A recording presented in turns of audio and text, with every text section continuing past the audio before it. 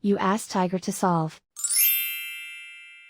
This deals with linear equations with one unknown. The final result is x equals -7. Let's solve it step by step. Group all x terms on the left side of the equation. Subtract 7x from both sides.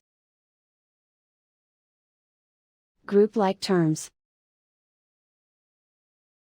Simplify the arithmetic. Group like terms. Simplify the arithmetic. Group all constants on the right side of the equation. Add 9 to both sides. Simplify the arithmetic.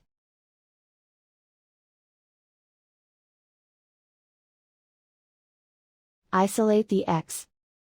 Divide both sides by -3. Cancel out the negatives.